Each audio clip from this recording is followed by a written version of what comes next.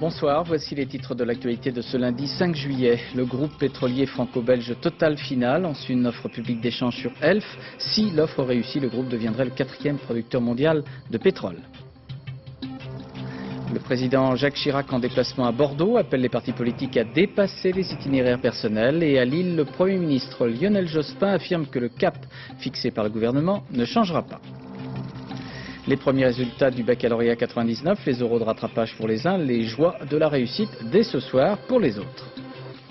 Algérie, le président Bouteflika permet la libération des premiers prisonniers islamistes. 5000 personnes seraient graciées en attendant peut-être la levée de l'état d'urgence, peut-être annoncée ce soir. Et puis le Tour de France, cyclisme, changement de maillot jaune, c'est l'Estonien Kirsipiu qui est en tête du Tour. L'étape a connu quelques instants dramatiques au passage du Gois près de Noirmoutier. Dans le secteur pétrolier, c'est branle-bas de combat depuis l'annonce ce matin de la volonté du groupe Total Fina de lancer une offre publique d'échange sur Elf Aquitaine. C'est une offre publique qualifiée d'inamicale selon l'usage dans ce domaine, puisqu'elle se fait sans avertir les dirigeants du groupe Elf. Et ça sent la bonne affaire, puisque la Bourse de Paris a battu tous ses records aujourd'hui grâce à cette action menée par Total. Explication Jean-Bernard Schmitt et Philippe Luzzi. Le PDG de Total Fina peut sourire, son secret aura été bien gardé jusqu'au bout. Son raid sur Elf Aquitaine a surpris tout le monde, à commencer par le PDG de l'entreprise convoitée, qui n'a été mis au courant que quelques minutes avant l'annonce. Congo, je suis tombé sur des répondeurs. Enfin, on m'a fait le message, j'ai laissé des messages, et on m'a dit que le message avait été reçu. Pas de sentiment donc, car l'enjeu est de taille. L'objectif pour Total, créer le 4e groupe pétrolier mondial en prenant le contrôle de son concurrent direct, et ce par un échange. 4 actions Total contre 3 titres Elf. Regroupées, les deux entreprises pèseraient plus de 500 milliards de francs et seraient présentes sur tous les continents. Un rapprochement qui séduit les analystes. En termes de portefeuille d'activité, les portefeuilles d'activité sont relativement complémentaires, donc peu de difficultés à attendre de ce côté-là, même s'il faudra évidemment procéder à la restructuration. Et sur le plan humain, il faut savoir que la culture des entreprises est relativement proche. Par conséquent, il devrait y avoir assez peu de difficultés à ce niveau-là. Pour les syndicats, si les complémentarités existent bien entre les deux entreprises, cette tentative de fusion fait quand même courir un risque à l'emploi. Le fait que la direction d'Elf soit totalement opposée au projet, le fait que le PDG de Total apparaisse comme ayant décidé un peu seul cette opération nous semble très dommageable et très risqué en matière de conséquences sociales, puisque l'argent qui sera mis dans la bataille boursière n'ira pas à des investissements industriels qui favoriseront l'emploi au bout du compte. Total et Elf réunis, ce sont 130 000 employés. La fusion entraînerait 4 000 suppressions d'emplois, dont la moitié en France, mais sans licenciement. Ce soir, le gouvernement a annoncé qu'il ne s'opposerait pas à l'opération. La bourse, elle, a salué le raid. L'action Elf a grimpé de plus de 21% aujourd'hui. Alors rappelons-le, si cette stratégie du groupe franco-belge Total Fina réussit, l'ensemble ainsi réalisé avec Elf se classera en 4e position dans le monde pour l'ensemble de ses activités. Mais il faut préciser que le plus intéressant dans le dossier Elf, c'est tout le secteur de l'exploration et de la production en Afrique. Le groupe Total Elf serait alors le premier sur ce continent. Commentaire Éric Mézy et François Granier. C'était le 1er décembre dernier. Les pétroliers Exxon et Mobil annonçaient leur mariage. Au même instant, de l'autre côté de l'Atlantique, les Européens, Total et Fina, les imitaient. Avec ces deux fusions, le gigantesque mouvement de concentration de l'industrie pétrolière s'accélérait. Total d'ailleurs ne marque pas de pause en cherchant à absorber son rival français, Elf, pour l'heure fragilisé. Au sein d'Elf, il y a une situation psychologique assez fragile du fait des grèves qui ont cours, du fait des affaires qui avaient cours, du fait de l'échec de 2 acquisitions, celle de Fina et celle de Saga. Depuis un an, le prix du baril de brut a chuté de 40%. Il est même descendu sous la barre des $10. C'est cette chute des cours qui a réduit la rentabilité des sociétés pétrolières et déclenché ainsi les regroupements. Objectif recherché, faire des économies d'échelle et partager les risques d'une prospection toujours plus coûteuse. Car les réserves de pétrole potentielles sont maintenant situées en mer et les coûts d'exploitation y sont 2 fois plus chers que sur Terre. Depuis peu, le prix du pétrole remonte, mais les concentrations continuent. D'autres buts que la rentabilité sont donc recherchés. Le besoin de disposer d'un plus grand pouvoir de négociation face aux principaux États producteurs de pétrole et de gaz, et puis la facilité qu'il y a à racheter une production et des réserves déjà existantes, ce qui permet de réduire grandement le risque de l'exploration. Mais la taille limite de ces supergéants semble être atteinte, car revers de la médaille, ils sont de plus en plus difficiles à contrôler. Selon le ministère de l'économie, la mise en vente des actions du Crédit Lyonnais a été particulièrement fructueuse. Les demandes sont en effet 3 fois supérieures aux 56 millions de titres proposés. En politique, le président de la République et le Premier ministre étaient tous les deux en déplacement ce lundi. Pour le chef de l'État, c'était à Bordeaux, la ville dont le maire est Alain Juppé. L'occasion pour M. Chirac d'appeler les familles politiques, au-delà des itinéraires personnels, à être porteuses d'un projet de société cohérent. Fin de citation des propos de M. Chirac. Reportage Véronique Saint-Olive et Jean Cornu. Reprendre l'initiative, rattraper un électorat déboussolé par les européennes, retrouver une famille politique éclatée. Pour cela, Jacques Chirac a choisi Bordeaux, Alain Juppé à ses côtés.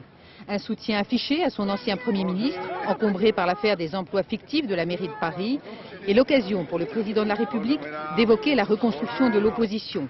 L'idée d'un grand parti du président est enterrée. Aujourd'hui, Jacques Chirac se veut pragmatique. Notre démocratie doit permettre un débat fécond et structuré entre des familles politiques clairement identifiées. Cela mérite que l'on y investisse du temps, de la capacité d'écoute, de l'imagination, de l'énergie.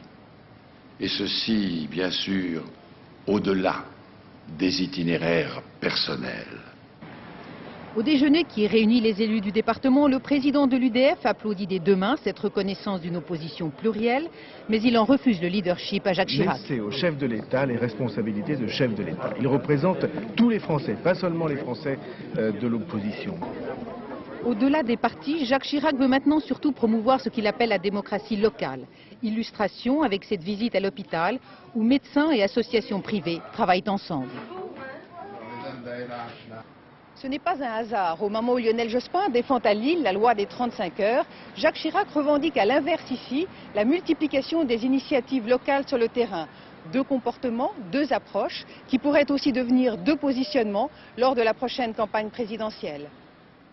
Et d'autre part, le président Jacques Chirac s'est déclaré favorable à une loi-programme permettant en France le développement des langues régionales. Le président avait récemment refusé de modifier la Constitution, mais il souhaite que de nouvelles mesures soient mises en œuvre pour aider ces langues régionales dans le domaine, par exemple, de l'enseignement, de la culture ou de la vie économique. Le chef du gouvernement, de son côté, était à Lille, la ville de Pierre Mauroy et de Martine Aubry. Il y fut surtout question de réduction du temps de travail et d'emploi jeune, 2 domaines dans lesquels M. Jospin n'entend pas, dit-il, changer de cap, pas plus qu'il ne souhaitait aujourd'hui évoquer autre chose que l'emploi. Reportage Alban Mikosi et Dominique Mas. Pour le plus grand plaisir de Martine Aubry, Lionel Jospin a sorti aujourd'hui de sa panoplie sa blouse d'ancien professeur d'économie. Thème des travaux pratiques, la réduction du temps de travail. Illustration à travers la visite d'une société de confiserie industrielle près de Lille. 575 personnes travaillent ici. Un accord permettra l'embauche d'ici un an de 35 salariés supplémentaires. Toute la journée, Lionel Jospin a martelé ce même message, la lutte contre le chômage passe par les 35 heures. Vos entreprises sont performantes. Comme ailleurs, elles sont désireuses d'améliorer leur compétitivité, comme ailleurs, elles sont soucieuses de leur rentabilité. Elles signent des accords de réduction du temps de travail parce qu'elles y trouvent aussi, au-delà des incitations qui les y encouragent, leur intérêt bien compris. Au cœur de ce plaidoyer, le patronat. Lionel Jospin est venu à Lille afficher son soutien à Martine Aubry, injustement critiquée selon lui par le MEDEF. Déjà le matin, dans une école de la ville, ils étaient côte à côte pour entendre une douzaine d'emplois jeunes leur raconter leurs activités. Et de loisirs. Ces métiers récents, dont l'intitulé, parfois, prête à sourire. À partir du moment où ils auront prouvé leur utilité, où ils auront répondu à un besoin, presque pas créer le besoin, mais créer le métier par rapport au besoin. L'idée, c'est rechercher la pérennisation. En signant ce 200 millième contrat, Lionel Jospin a voulu donner l'image d'un Premier ministre gestionnaire. Sous-entendu, je ne suis pas en campagne électorale. Et d'ailleurs, de quelle élection me parlez-vous? Plus de 200 000 emplois jeunes créés donc avec des secteurs plus réceptifs que d'autres comme l'éducation nationale et le monde associatif. Mais depuis la création de ces emplois jeunes, c'était en octobre 1997 par Martine Aubry, aucune instance représentative n'existait. Les bénéficiaires de ces emplois jeunes viennent de créer une association qui leur permet d'échanger leurs idées et leurs expériences. La première s'est réunie à La Rochelle, mais elle a déjà fait des petits en France. Reportage parmi les emplois jeunes rochelais de Yann Fronty et Joseph Boulestex. Tous ces garçons et ces filles se rencontrent pour la première fois. Qu'ils travaillent pour l'éducation nationale, dans des hôpitaux ou pour des collectivités locales, ils ont un point commun, emploi jeune. Ici, dans cette salle de La Rochelle, c'est EJPro, une association créée il y a 2 mois qui les réunit, un moyen de se faire entendre. On a des compétences, on a des acquis, et on a du savoir-faire, donc il n'y a plus qu'à être reconnu. Près de 2 ans après leur création, en octobre 1997, les emplois jeunes se posent des questions sur leur avenir. Interrogations également sur leur statut ou leurs droits. Se regrouper au sein de cette association, la première du genre, est pour eux un moyen de devenir des interlocuteurs privilégiés auprès des élus. Je pense que c'est important d'avoir une structure qui fédère en fait les différentes remarques pour les faire émerger et les faire remonter aux instances nécessaires pour que ça bouge. Isolé dans le Marais Poitevin, Jean-Pierre n'en est pas moins très heureux de sa situation d'emploi jeune. Chargé d'études en environnement, il a trouvé le métier dont il rêvait. Mais comme ses camarades, il a parfois des doutes et des questions. Pour lui, EJPro doit avant tout remplir ce rôle d'information. Je ne pense pas que ce soit l'intérêt de cette association d'avoir des revendications syndicales. Moi, je suis plutôt à la recherche de discussions, de découvertes, et puis de pouvoir me renseigner, avoir des gens sur qui je puis m'appuyer pour monter un dossier, pour tel ou tel problème relatif à mon contrat de travail. Et déjà, cette expérience séduit de plus en plus de jeunes. D'autres associations calquées sur le même modèle se créent un peu partout en France, à Lille, Lyon ou Bordeaux. Forte de ce succès, EJPro La Rochelle compte désormais aller au bout de son projet, devenir une instance incontournable, créer un journal et embaucher un emploi jeune pour tout coordonner. À Rouen, ce soir, représentants syndicaux et gouvernements doivent signer un accord d'arrêt des activités des ateliers et chantiers du Havre. Les ACH fermeront définitivement au mois d'octobre prochain. 400 personnes seront licenciées dès le mois d'août, 200 autres d'ici la fin du mois de novembre. Pour économiser 62 milliards de francs par an, la Caisse nationale d'assurance maladie annonce un plan stratégique comprenant 35 mesures. Ce plan sera soumis au vote du conseil d'administration de la CNAM le 12 juillet prochain. Il prévoit entre autres de réguler les dépenses de santé ainsi que le remboursement des patients. Reportage Cyril Deveau avec Joseph Bachtik. Le déficit de la sécurité sociale, une maladie chronique. C'est donc un remède de cheval qui est proposé, économiser jusqu'à 62 milliards de francs par an. Premier souci, le contrôle des médecins. Contrôle des dépenses, le principe d'une sanction financière est confirmé pour ceux qui dépassent leur forfait annuel d'honoraires. Contrôle de la répartition géographique, un système de quotas pourrait forcer les médecins à s'installer dans les quartiers difficiles et dans les zones rurales. Enfin, contrôle des compétences, la CNAM préconise une évaluation tous les 7 ans. En cas de niveau insuffisant, les consultations ne seraient plus remboursées. Une mesure qui fait grincer les dents des généralistes. Le risque, c'est qu'à partir du moment où la Sécu peut dire, qui est le seul acheteur de soins, peut dire à un médecin, vous, je ne vous veux plus. Sous-entendu, je ne vous veux plus parce que vous me coûtez trop cher. Mais c'est que les médecins s'autocensurent, qu'au lieu de soigner les malades, en leur âme et conscience, comme ils ont envie de les soigner parce qu'ils pensent que c'est bon pour le malade, ils se disent, si je fais tel traitement ou tel médicament, la Sécu ne me gardera plus, m'expulsera du système de santé. Les laboratoires pharmaceutiques sont aussi dans le collimateur de la CNAM. Le plan envisage une petite révolution. Tous les médicaments d'une même catégorie, qu'ils soient chers ou pas, seraient remboursés au prix le plus bas. Une manière d'inciter le patient à exiger le meilleur marché à son pharmacien. Pour sa part, la CNAM demande à l'assuré de rester fidèle à son médecin. Remboursement à 100% s'il utilise le carnet de santé, 60% seulement pour les autres. Le plan prévoit aussi un meilleur remboursement de la médecine au quotidien, comme les soins dentaires ou les lunettes. En revanche, plus question de subventionner les cures. Ces propositions ont été mal accueillies par les professionnels de la santé. La ministre de l'Emploi et de la Solidarité, Martine Aubry, devra donc trancher au mois d'octobre. C'était aujourd'hui les premiers résultats du baccalauréat général 1999. Il y avait pour cette épreuve un peu plus de 344 000 candidats. Pour l'instant, il n'y a pas de statistiques définitives puisque les oraux de rattrapage vont se poursuivre jusqu'au 9 juillet. Mais la journée fut pleine d'émotions pour ceux qui se rendaient dans leur centre d'examen, découvrir ou non s'ils figuraient bien sur la liste des gagnants. Reportage à Versailles au lycée Jules Ferry avec Hélène Hugues et Jean-Louis Bousser. Jamais ils n'ont franchi la porte du lycée avec autant de précipitation. C'est sans doute l'espoir d'en sortir très vite qui leur fait ainsi accélérer le pas. Il y a un marteau assez bien. Sur le tableau d'affichage, un seul mot et leur vie bascule. Ouais, j'avais raison. C'est quoi? Je suis admis, c'est bon. Je suis pas de mention, mais je suis content là. Admis, c'est la délivrance, la joie éclate.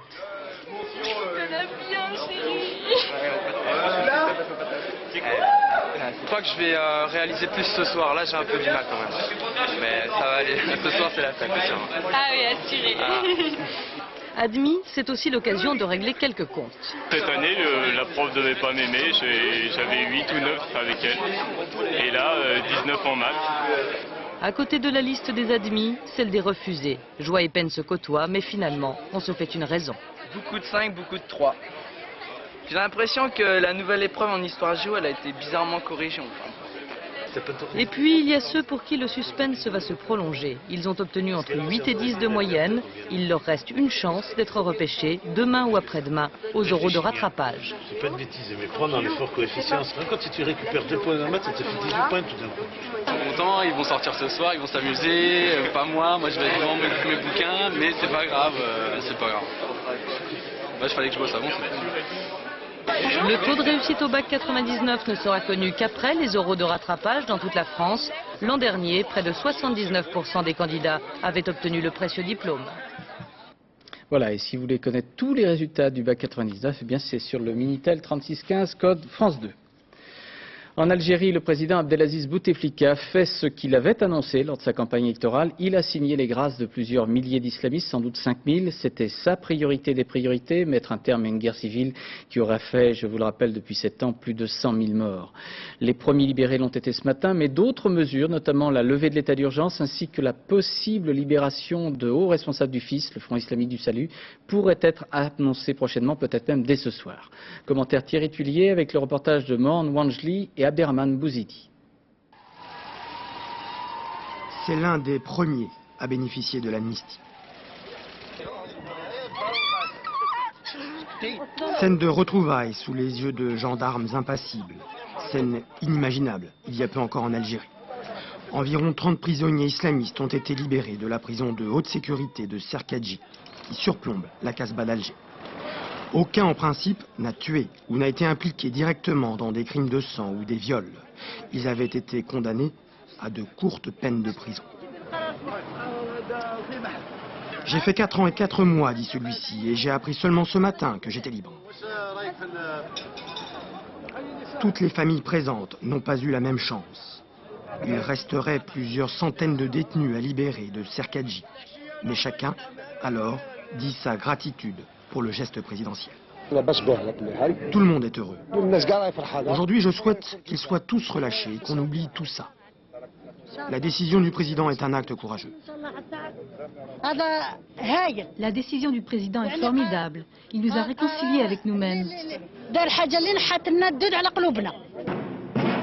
Auprès de ses familles, il a désormais l'image d'un faiseur de paix.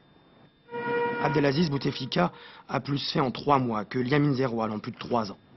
Mais le président sait que ce premier geste n'a été possible que grâce à la neutralité bienveillante de l'armée. Cette armée qui s'est employée à rassurer à l'occasion de la fête de l'indépendance. J'ai besoin de vous, a-t-il dit à ses officiers, pour rétablir la paix et l'harmonie nationale. Mais l'armée sait que le temps joue pour Abdelaziz Bouteflika. La population s'est lassée des violences et les jeunes comme Nassim, un repenti du GIA, libéré après 10 mois de prison, sont les meilleurs propagandistes du pouvoir algérien. Nassim s'adresse aux jeunes. Ne faites jamais ce que j'ai fait. Parce que je suis devant vous et je vous dis que c'est une grave erreur ce qu'on a fait.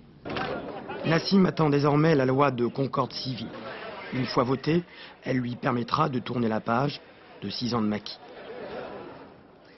Et dès hier soir, c'était tout un symbole d'un nouvel ère de liberté avec le concert de Cheb Mami sur l'esplanade du sanctuaire des Martyrs à Alger. Des dizaines de milliers de jeunes ont assisté à cette première manifestation de Music Ride donnée par Cheb Mami depuis plus de 10 ans. Reportage Marie Jojouan et Patrick Deschmecker.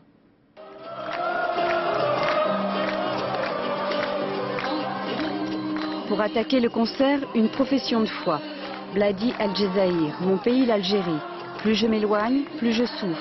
Un acte d'amour, un acte d'encouragement. Après 10 ans de silence, Cheb Mami fait renaître la fête de la jeunesse sous le signe de l'espoir.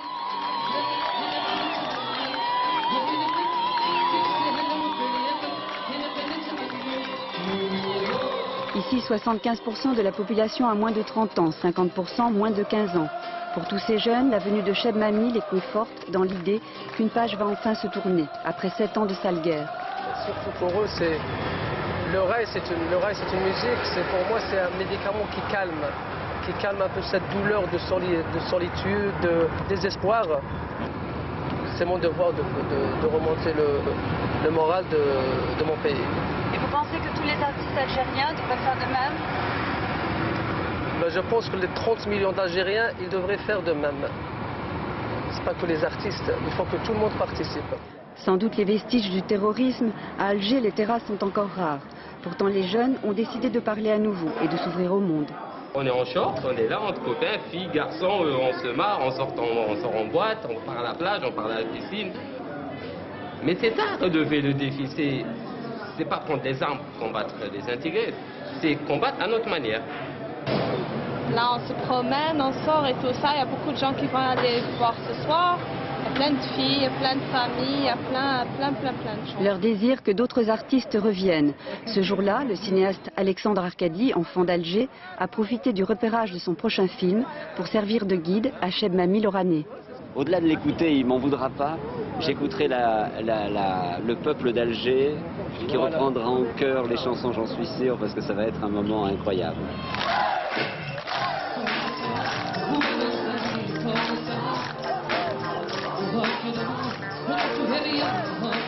Plus de 100 000 Algérois déchaînés sur la place du sanctuaire des Martyrs, reprenant en chœur le dernier tube de Cheb Mami. Alger reprend résolument goût à la fête.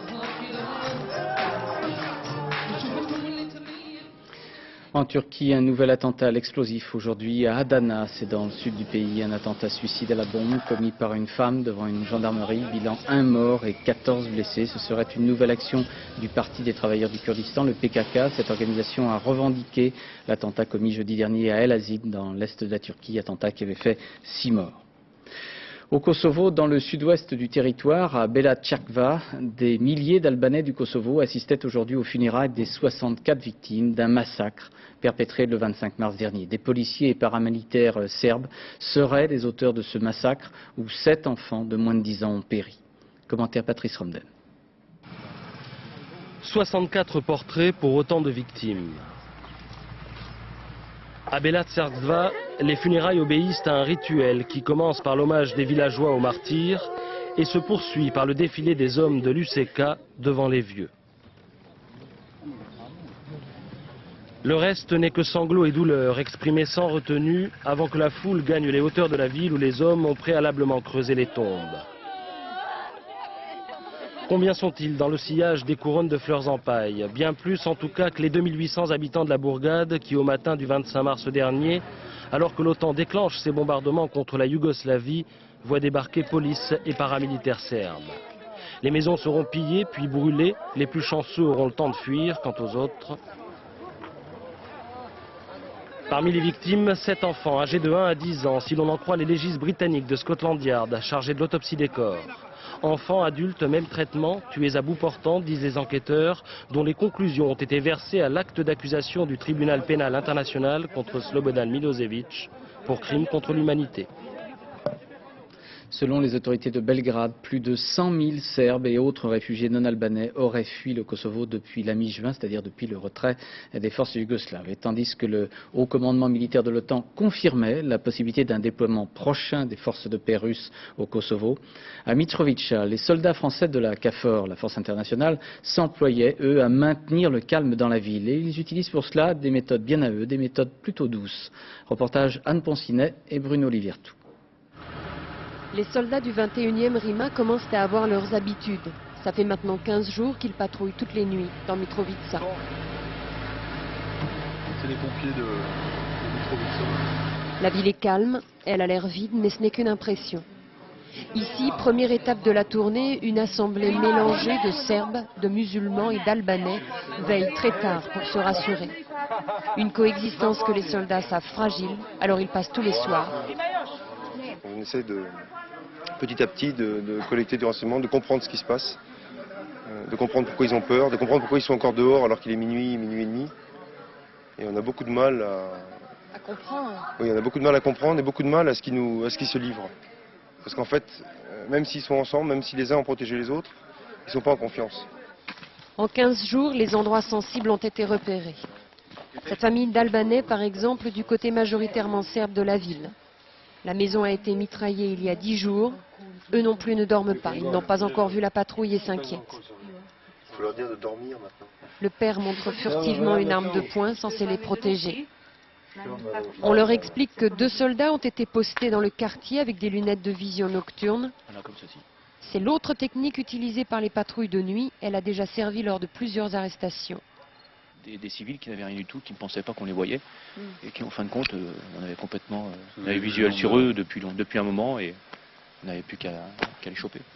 En 2 semaines, les veillées nocturnes des soldats français de la KFOR sont devenues de plus en plus calmes. Ces patrouilles de surveillance ont aussi permis de ne pas placer la ville sous couvre-feu.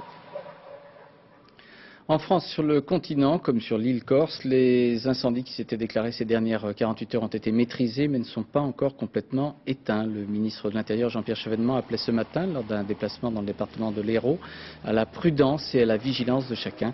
Et puis le ministre a assisté à une démonstration de Canadair. C'est en effet une date anniversaire. Cela fait 30 ans que les Canadair sont en activité. Le premier décollage eut lieu en 1969 sur la base de Marignane, dans les Bouches-du-Rhône.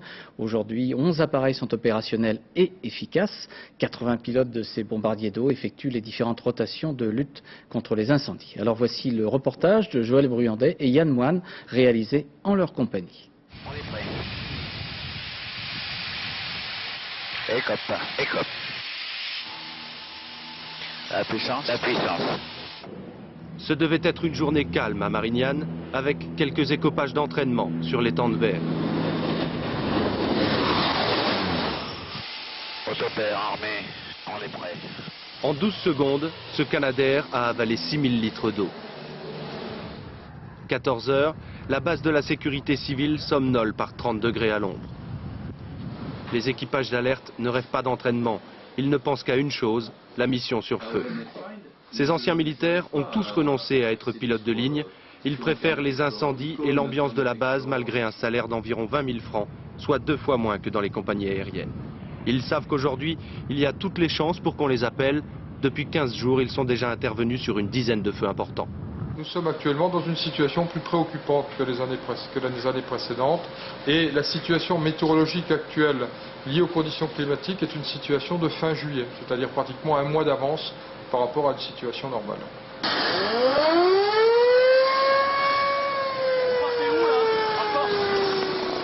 En moins d'1 quart d'heure, l'appareil doit être prêt à partir, même si la destination n'est pas encore précise. Vous ne savez pas encore exactement. C'est encore, mais on vous passera les informations en vol. En une après-midi, 2 puis 4 Canadair vont partir pour Zonza, en Corse du Sud. Après 1 heure de vol, les pilotes découvrent l'incendie qui dévore lentement une forêt de résineux. Presque sans flamme, le feu parcourt les sous-bois. Une centaine de sapeurs-pompiers sont déjà sur place. Ce sont eux qui vont guider les largages. Ils n'arrivent pas à l'éteindre en dessous, là. C'est étonnant, ça. On est armé. On est prêt. Ok, c'est largué. Chaque largage est une affaire de précision et demande une concentration sans faille. À Zonza, les Canadair effectueront au total 130 rotations, soit près de 800 tonnes d'eau déversées sur le feu. Le feu pour nous c'est effectivement quelqu'un c'est comme une personne et c'est un ennemi quoi. On essaye, c'est pas un jeu mais c'est très tactique quoi. On essaye de le coincer, on essaye de le tuer en finale. Hein. On l'arrête, l'expression c'est on l'a tué quoi. On l'a fini. Ouais, pas trop d'oiseaux. Un peu, mais... Pardon, rien à part. Lors des écopages en bord de mer, comme ici à Ajaccio, les pilotes ont en effet toujours à l'esprit le danger que représentent les plaisanciers et parfois même des nageurs attirés par le spectacle, mais inconscients des risques. À partir du 15 juillet, 5 avions bombardiers d'eau quitteront Marignane pour se baser en Corse. Un appui indispensable car les moyens terrestres sont ici 10 fois moins importants que sur le continent. Qu'est-ce que ça représente comme appui là pour vous les Canadaires? Beaucoup, surtout quand c'est pas accessible. Un appui aérien très important, ça nous aide beaucoup. Pompiers et Canadaires auront mis 3 jours et 2 nuits pour venir à bout de l'incendie de Zonza. Bilan, 80 hectares partis en fumée. Moins de 2 ans après l'accident dont fut victime à Paris la princesse de Galles, Lady Diana, le dossier d'instruction sur les conditions de cet accident vient d'être transmis au parquet de Paris. Dans 3 mois maximum, on saura si les juges français ont décidé ou non d'un procès pour les protagonistes, les photographes de presse mis en cause. Depuis un mois maintenant, en Russie, c'est une canicule terrible qui sévit. Des dizaines de personnes sont mortes. Selon des agences de presse de Saint-Pétersbourg, chaque jour, des prisonniers meurent de chaleur dans les établissements pénitentiaires de la ville. À Moscou, comme dans plusieurs autres villes du centre de la Russie, les effets d'un soleil très abondant provoquent des séries de malaises meurtriers. Gilles Rabin et Franck Brisset pour le reportage. Heureusement, depuis la fin de l'ère communiste, on construit des fontaines un peu partout dans Moscou. Quand on a 15 ans et qu'il fait plus de 30 degrés depuis plus d'un mois, on peut décider d'en faire une piscine. Moscou n'a pas connu pareille canicule aussi dure, aussi longue, ni pareille sécheresse depuis un demi-siècle, 1953 exactement. La ville a changé de visage, ses habitants aussi, mais les vieilles habitudes ont la vie dure. Pour se désaltérer, les Russes boivent de la bière dès le matin et souvent de l'alcool. Même les jeunes, même les belles, résultat, 122 morts par noyade, presque tous parce qu'ils étaient ivres avant de se baigner. Les berges de la Moskova et les lacs qui ceinturent la capitale russe sont envahis, même les jours de semaine. Je viens tous les jours. Il fait tellement chaud. J'ai pris un jour de récupération pour que ma femme et mes enfants ne restent pas enfermés à la maison et puissent se baigner et bronzer un peu. La canicule est d'autant plus difficile à supporter que cette année, conséquence de la crise économique, 2 Russes sur 3 ne pourront pas se payer de vacances. Regarde comme elle a soif. Dans les jardins familiaux, des petites dachas de la périphérie de Moscou, c'est l'inquiétude. L'eau manque, il faut aller la chercher de plus en plus loin. Oui, à 20 minutes d'ici. Et comment vous faites? On fait comme ça. C'est les hommes qui vont la chercher, nous on arrose. La récolte de ces arpents privés, c'est une question de survie pour la plupart des familles qui, l'été, cultivent elles-mêmes ce qu'elles mangeront pendant l'hiver. Plus grave, des incendies de forêt commencent à éclater aux portes de Moscou. Le feu peut se déclarer n'importe où, à n'importe quel moment, car le feu couve et court sous la terre, dans la tourbe.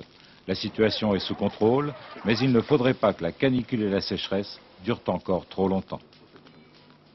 Du sport, du cyclisme avec la 2e étape du Tour de France, Challans-Saint-Nazaire, 176 km à parcourir avec un passage du Gois entre Bellevue-Fromentine et l'île de Noirmoutier. Plutôt difficile et même délicat, et à l'arrivée un nouveau maillot jaune et de gros écarts entre certains grands favoris. Commentaire de Nathanaël de Rinxin avec Alain Poirier. Aujourd'hui, pour voir passer le Tour, il fallait se mouiller presque jusqu'au mollet. Ces touristes sont des spectateurs et cette route, c'est tout simplement celle des coureurs. Elle est froide. Elle est à peu près à 17 degrés là. 17 18. Si tout le monde n'a pas eu le courage d'affronter la marée, certains ont carrément coupé à travers les champs d'algues pour être bien placés sur le bois de Noirmoutier. Vous voulez savoir ce que je fais? Je suis mieux assis que les pieds dans l'eau, vous voyez. Inconvénient du bateau, une fois placé, vous ne pouvez plus bouger. Mais un voilier bien échoué peut offrir un point de vue unique pour voir passer le Tour. Principale difficulté de l'étape du jour, l'horaire des marées et l'état de la route. Pendant près d'1 heure, juste avant le passage des coureurs, la direction départementale de l'équipement a dû nettoyer le Gois de ses spectateurs indésirables. Hop, elle est partie. Il y en a beaucoup des méduses comme ça dans le coin? Non, c'est fait pas assez chaud. Elle est grosse celle-là quand même. Ouais, mais d'habitude il y en a plus que ça. Et là c'est... On va peut-être en trouver des meilleurs. L'hydroglisseur, voilà bien le meilleur moyen pour voir le peloton progresser tout au long des 4 km du bois de Noirmoutier. Le bois devait marquer les esprits, il va laisser des traces. Une chute collective au milieu du peloton entraîne un embouteillage. La chaussée est étroite, 104 coureurs sont pris au piège, parmi eux quelques favoris. Zouleux, Rinero, Gotti, Brochard, ils arriveront à Saint-Nazaire avec plus de 6 minutes de retard sur ce groupe de 70 échappés, bien malgré eux. Sur la ligne d'arrivée, Tom Stills s'impose juste devant Yann Kirsipu. Kirsipu, très habile aujourd'hui, notamment lors des sprints bonification, a repris 30 secondes à Lance Armstrong, bien plus qu'il n'en fallait pour dépasser l'Américain au classement général et offrir à l'Estonie le premier maillot jaune de son histoire. Avant de refermer ce journal, je voudrais saluer la mémoire de Xavier Gélin. Ce comédien, réalisateur et producteur de cinéma vient de mourir d'un cancer à l'âge de 53 ans. Xavier Gélin était le fils de Daniel Delorme et Daniel Gélin. Il avait le sourire de l'amitié. C'est la faillite, la prison, le déshonneur. Il n'aurait plus resté. C'est pas parce qu'ils ont un QI important qu'ils sont bons acteurs. Non, celui-là, je l'ai trouvé.